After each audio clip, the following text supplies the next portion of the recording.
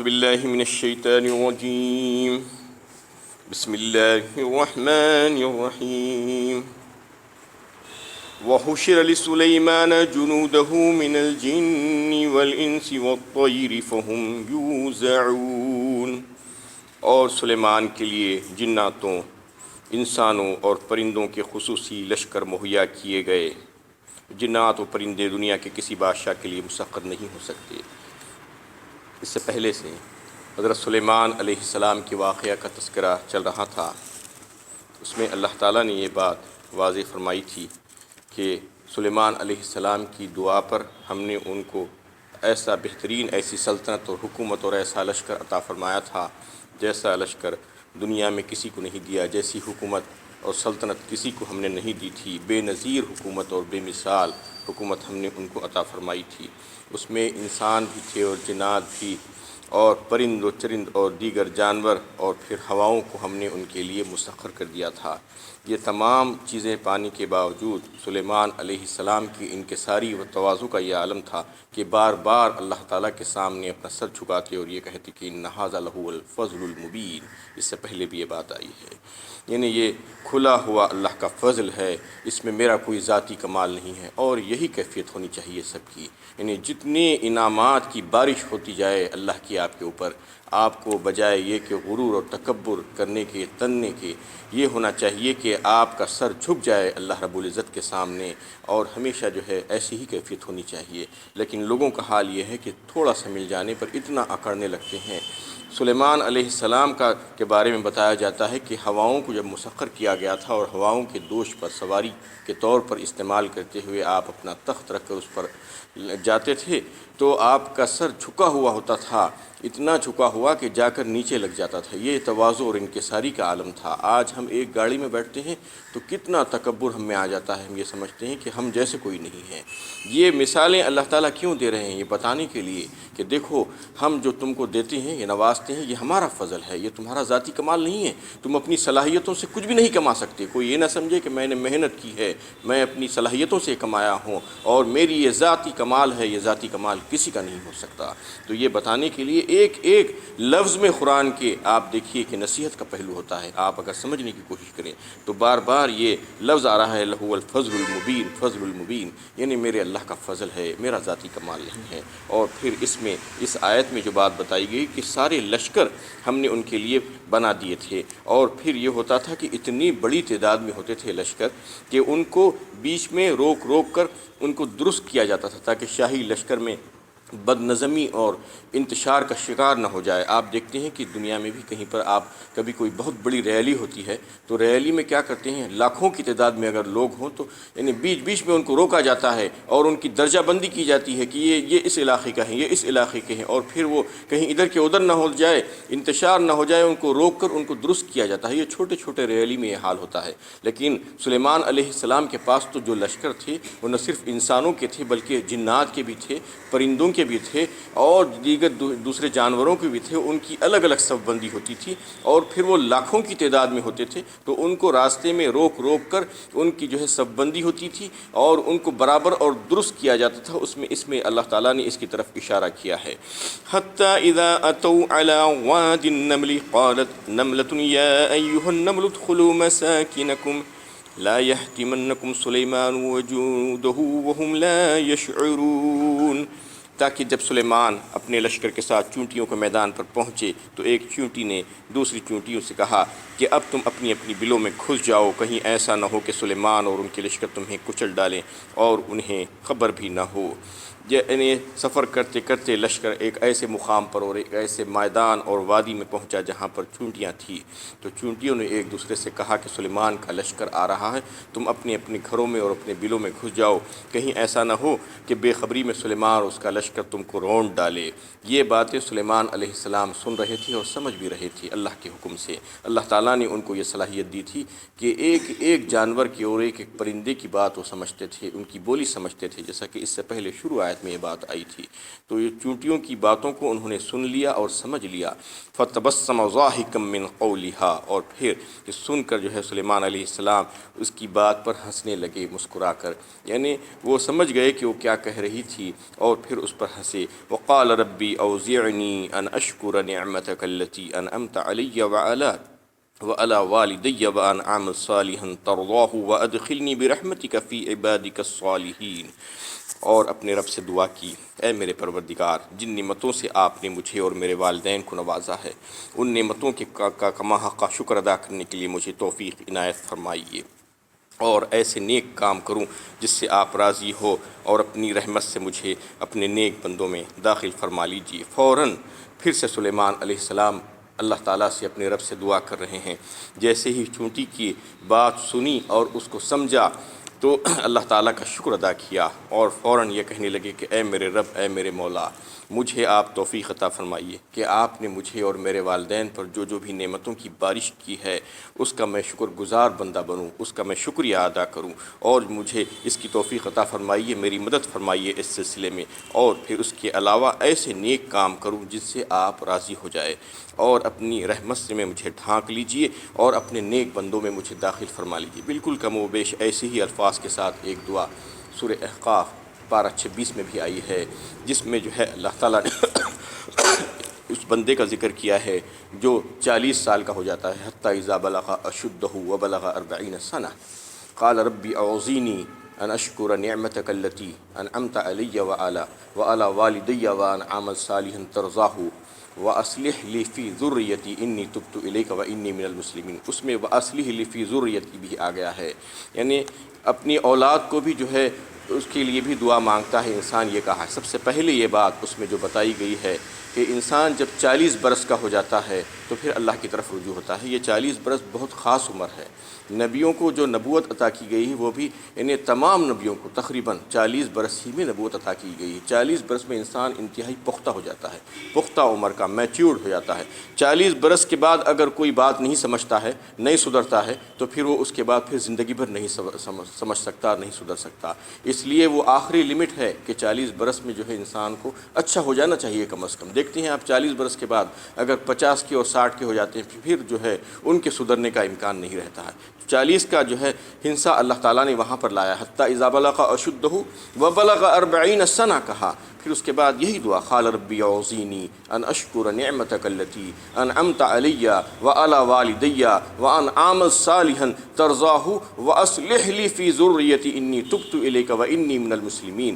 2 باتیں وہاں پر اضافہ کر کے اللہ تعالیٰ نے سکھائی ہے بندے کو کہ ایسی دعائیں بھی کرتا ہے، نہ صرف یہ کہ اپنے لیے، اپنے والدین کے لیے اور اپنے بہترین عمل کے لیے،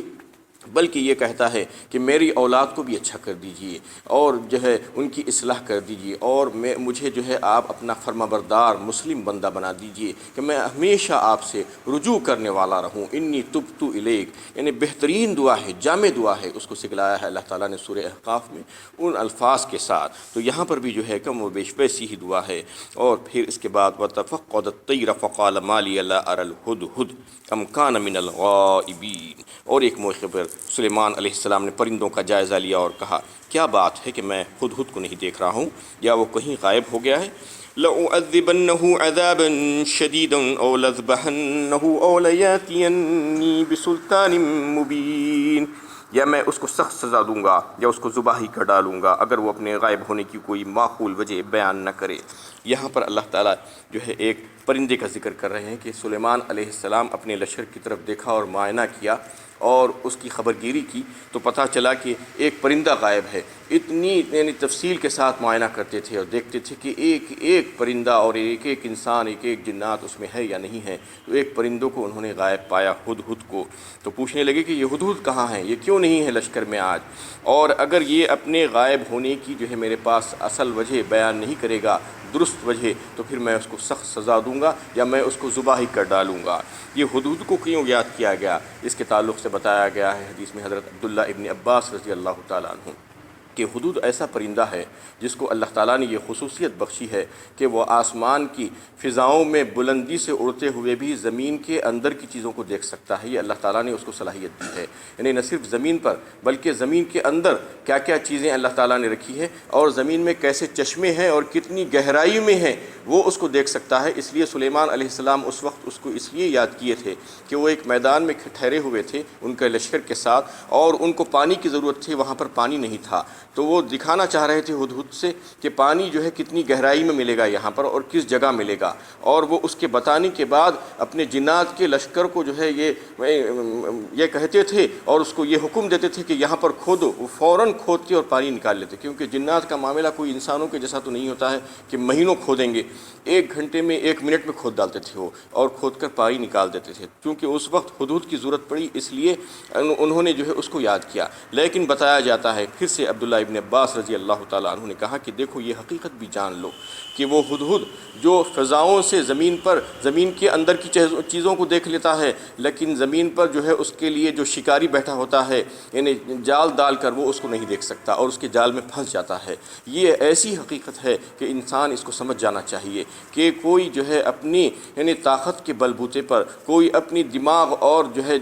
دماغی صلاحیتوں کے بلبوتے پر، اور کوئی اپنے زر کے بلبوتے پر اور صلاحیتوں کے بلبوتے پر جو ہے نہیں بچ سکتا۔ اللہ تعالیٰ نے اس کے لیے جو کچھ بھی اس کے مقدر میں لکھ دیا ہے، خیر اور شر، وہ نافذ ہو کر ہی رہے گا۔ یہ نہ سمجھنا چاہیے کہ میں یہ کر لوں گا تو ایسا ہو جائے گا، میری حفاظت ہو جائے گی، اور فلاں کام میں نے ایسا نہیں کیا اس لیے مجھے یہ تکلیف پہنچ گئی، یہ جو ہے ایسا کرنے سے ایسا ہو جاتا تھا، ایسا کرنے سے ویسا ہو جاتا تھا۔ یہ بہت غلط بات ہے، یہ کبھی بھی نہیں سوچنا چاہیے۔ جو آپ کو کرنا ہے کرتے جائیے، اسباب کو اختیار کرنے کا حکم دیا گیا ہے، لیکن اسباب کو سب کچھ نہیں سمجھنا۔ مسبب الاسباب جو ہے وہ ذات ہے، وہی ساری چیزوں کو نافذ کرنے والی ہے۔ خیر اور شر انہی کے پاس سے آتا ہے، نفع اور نقصان انہی کے پاس سے آتا ہے، کوئی اپنی صلاحیتوں سے جو ہے اس کو پا نہیں سکتا۔ ہاں محنت کرنا ہے، اسباب کو اختیار کرنا ہے، اس کے بعد اللہ ہی کی طرف نظر رکھ کر دیکھنا ہے کہ نتائج وہیں سے آنے والے ہیں۔ نتائج آپ نہیں لا سکتے، چاہے آپ کتنی محنت کر لیں، چاہے آپ کتنی ہوشیاری دکھا لیں، آپ جا کر نقصان ہی نقصان اٹھا سکتے ہیں اگر آپ کے مقدر میں نقصان ہے۔ تو یہاں پر یہ بات ہدہد کے لیے خاص طور پر آئی ہے کہ ہدہد کو اس لیے سلیمان علیہ السلام نے یاد کیا تھا۔ تو پھر ہدہد آ کر کیا جواب دیتا ہے وہ سنیے۔ فَمَكَثَ غَيْرَ بَعِيدٍ فَقَالَ أَحَطتُ بِمَا لَمْ تُحِطْ بِهِ وَجِئْتُكَ مِنْ سَبَإٍ بِنَبَإٍ یقین۔ بس تھوڑی ہی دیر ہوئی تھی کہ ہدہد موجود ہوا اور کہا میں ایک ایسی بات سے واقف ہو کر آیا ہوں جس سے آپ واقف نہیں ہیں، اور میں آپ کے پاس ملک سبا سے ایک یقینی خبر لایا ہوں۔ ہدہد آتا ہے اور آ کر سلیمان علیہ السلام کو ایک خبر دیتا ہے اور یہ کہہ رہا ہے، یہ الفاظ ہے اس کے کہ میں ایسی خبر لے کر آیا ہوں آپ کے پاس ملک سبا سے کہ وہ خبر آپ کے پاس نہیں ہے، اس کو آپ نہیں جانتے۔ ملک سبا کیا ہے؟ یہ جو ہے یمن کا ایک شہر تھا جسے مارب یمن بھی کہا جاتا ہے عام الفاظ میں، اور وہ اس میں قوم آباد تھی جس شخص کا نام سبا بھی تھا، اس کے نام سے جو ہے وہ اس کا جو ہے علاقے کا نام ملک سبا بھی پڑ گیا۔ تو اس طریقے سے وہاں کی جو ہے وہاں پر جو حکومت کرتی تھی وہ ایک عورت تھی ملکہ بلقیس، اس کے تعلق سے یہ ہدہد خبر لے کر آیا ہے اور یہ کہہ رہا ہے کہ میں ایسی خبر لے کر آیا ہوں جو آپ کو اس کا پتہ نہیں ہے۔ دیکھیے آپ کس کے سامنے کہہ رہا ہے، یہ جو ہے وقت کے نبی ہیں اور بادشاہت اور سلطنت ان کے پاس ہے، سارا اقتدار ان کے پاس ہے، جنات کے اوپر ان کی سلطنت ہے، ہواؤں کے اوپر ان کی حکومت ہے، سارے پرند و چرند کے اوپر ان کی حکومت ہے۔ ان کو یہ کہہ رہا ہے اور وہ ناراض بھی نہیں ہو رہے ہیں، اس لیے ناراض نہیں ہو رہے ہیں کہ عالم الغیب نہیں ہے، وہ ان کو پتہ نہیں ہے، ساری چیزیں معلوم نہیں ہوتی ہیں۔ سارے نبیوں کے بارے میں آپ دیکھیے کہ اللہ تعالیٰ جو ہے واقعات بیان کرتے ہیں، اس کی فوراً بات کہتے ہیں کہ اس کی خبر تم کو نہیں ہے، ہم نے اس کی خبر تم کو دی تو پتہ چلا۔ اس لیے جو ہے نبی صلی اللہ علیہ وسلم کے بارے میں مختلف موقعوں پر جو ہے آپ صلی اللہ علیہ وسلم کو واقعات بیان کیے گئے اور پھر بتا دیا گیا کہ آپ اس وقت موجود نہیں تھے اور اس کی خبر ہم نے آپ کو دی ہے، آپ کو جو ہے اس کا علم نہیں تھا، آپ بے خبر تھے۔ یہ بتانا مقصود ہے کہ علیم و خبیر ذات صرف اور صرف اللہ تعالیٰ ہی کی ہے، کسی اور کی نہیں ہے، لیکن اس کے باوجود لوگ مغالطے میں پڑے ہوئے ہیں اور غلط فہمیوں کا شکار ہیں، اس پر بحث و مباحثہ کرتے ہیں، قرآن پڑھتے نہیں ہیں، سمجھتے نہیں ہیں اور سمجھنا نہیں چاہتے، لیکن یہ کہتے ہیں کہ نہیں وہ بھی عالم الغیب ہے، یہ بھی عالم الغیب ہے، انہیں صرف اور صرف اللہ تعالیٰ ہی کی ذات عالم الغیب ہے۔ علام الغیوب ہے، وہ جس کو جتنا چاہتے ہیں نواز دیتے ہیں، اور جو علم جس کے لیے چاہتے ہیں اور جس وقت چاہتے ہیں وہ جو ہے علم دیتے ہیں۔ وہ ایک پرندے کو بھی علم دے سکتے ہیں، ایک بادشاہ کے مقابلے میں، ایک نبی کے مقابلے میں۔ نبی کو اس کا علم نہیں تھا، اور اس کا مطلب یہ نہیں کہ نبی اس سے کم ہے، نبی کا درجہ تو بے انتہا بڑا ہوا ہے۔ سارے انسانوں میں سب سے بڑے درجے کے لوگ تو انبیاء کرام ہوتے ہیں، سب سے چنندہ اور بہترین معزز بندے، لیکن ان کو وہ علم ہونا ضروری نہیں ہے۔ اللہ تعالیٰ نے ان کو وہ علم نہیں دیا تھا، شریعت کا علم اور دوسری دیگر حکومت کا علم اللہ تعالیٰ نے ان کو دیا ہے۔ اس طریقے سے اللہ تعالیٰ بار بار یہ جتلانا چاہ رہے ہیں کہ ذالک من انباء الغیب نوحیہ الیک وما کنت لدیہم اذ یلقون اقلامہم ایہم یکفل مریم۔ یہ سورہ آل عمران میں حضرت بی بی مریم کے واقعے میں بھی اللہ تعالیٰ نے اس کا تذکرہ کیا ہے، سورہ یوسف میں بھی اس کا تذکرہ کیا ہے۔ اس قسم کی آیتیں آپ کو ملیں گی، یہ غیب کی خبریں ہیں، نبی صلی اللہ علیہ وسلم سے کہا جا رہا ہے ذالک من انباء الغیب نوحیہ الیک، ہم نے آپ کی طرف وحی کی ہے، اور اس وقت آپ موجود نہیں تھے جس وقت قلم ڈالا جا رہا تھا کہ مریم کی کفالت کون کریں گے۔ تو یہ بتا رہے ہیں اللہ تعالیٰ بار بار واضح کر کے، دیکھیے یہ غیب کی خبریں ہیں، غیب کی خبریں ہم بتا رہے ہیں آپ کو پتہ نہیں تھا، آپ ہزاروں سال پہلے وہاں پر موجود نہیں تھے، لیکن من و ان وہ واقعہ آپ جو بیان کر رہے ہیں، اس کا مطلب یہ ہے کہ ہم نے آپ کو اس کی خبر دی ہے، اس وجہ سے آپ اس کو بتا رہے ہیں۔ تو یہاں پر بھی جو ہے اللہ تعالیٰ نے اس بات کو واضح کر دیا۔ یہ بتانا مقصود ہے کہ ایک پرندہ آ کر ایک بادشاہ کو اور ایک وقت کے نبی کو بتا رہا ہے کہ آپ کو اس بات کی خبر نہیں تھی، بلکہ میں نے آپ کو جو ہے میں آپ کو یہ خبر دے رہا ہوں، انی وجدت امرأۃ تملکہم وأوتیت من کل شیء ولہا عرش عظیم۔ میں نے وہاں ایک عورت دیکھی ہے جو وہاں کے باشندوں پر حکمران ہیں، اور قدرت کی طرف سے اسے ہر طرح کا ساز و سامان دیا گیا ہے،